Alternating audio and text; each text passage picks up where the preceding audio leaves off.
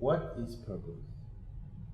There's a lot of words around it. There's the why as defined by Simon Sinek, or Guy Kawasaki would say the meaning, or sometimes the shared dream. What is our shared dream? That's what we're going to discover with Tanan today.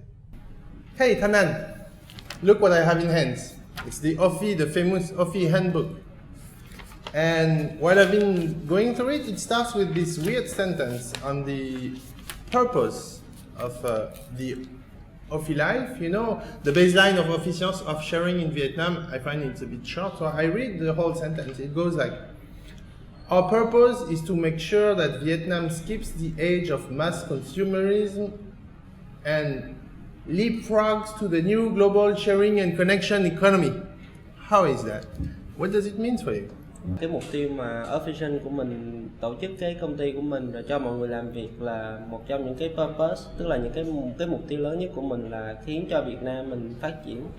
Nhưng mà cái phát triển này nó không phải là phát triển theo cái chiều là nó cứ gọi là tuyến tính, kiểu là mình cứ làm, mình tích tụ một mớ tiền, sau đó là mình lại tích tụ thêm một mớ tiền, rồi thêm kiến thức, rồi đến một lúc nào đó thì mình sẽ phát triển ngang với những cái quốc gia khác trên thế giới.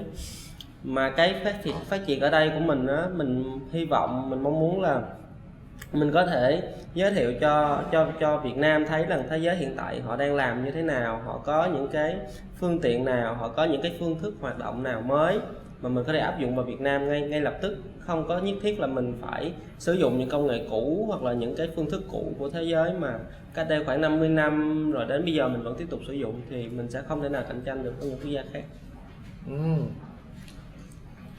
And can you tell me about, because this manifesto I see in the reception area, there is this a big poster about developing Vietnam, sustainability, happiness, etc. And I've seen that in other companies, but usually it goes like, we strive to bring the best customer service and to be the leader in our industry. And this manifesto here is very different, right? Yeah. Okay. Thì manifesto của mình nó có một cái vấn đề, tức là nó giải thích một vấn đề, đó là đối với một công ty thì cái nào là quan trọng nhất, như thế nào là đủ để mình khiến cho cái công ty của mình nó phát triển. Thế thì hồi xưa khi mà mình có một công ty á, thì mình chỉ nghĩ một cách đơn giản là rồi bây giờ làm sao mà mình có một cái sản phẩm tốt nhất, mình bán một cái giá thấp nhất. Thì khi mình có một sản phẩm tốt nhất, mình bán với giá thấp nhất thì mình sẽ có thật là nhiều khách hàng, mình sẽ có một đống tiền.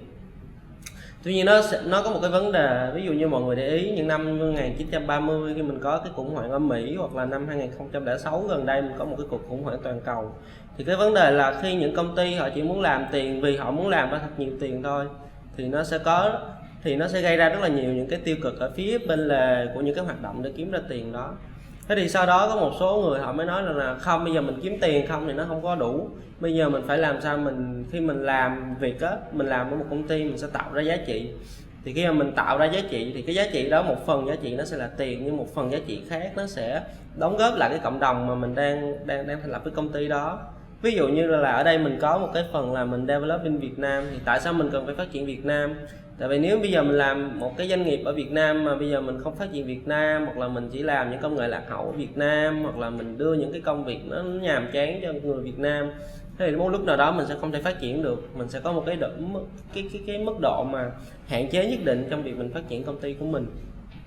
Thế thì ngoài ra, ví dụ như là ở đây mình nói về digital technology, hoặc là mình nói về sustainable, hoặc là thì hai cái này là bây giờ một công ty mà họ làm mà họ phá hủy môi trường đi, hoặc là họ làm mà bây giờ đây là thời đại mà mọi thứ đều là trên internet nè, mọi thứ đều trên cái smartphone nè, mà bây giờ bản thân mình là công ty mình không xài những cái đó, hoặc là mình nói rằng là không, cái đó mình không nên xài, mình không muốn xài, mình không thích xài đi, thì sẽ có những người khác họ xài, thì khi họ xài thì bản thân mình sẽ bị lạc hậu.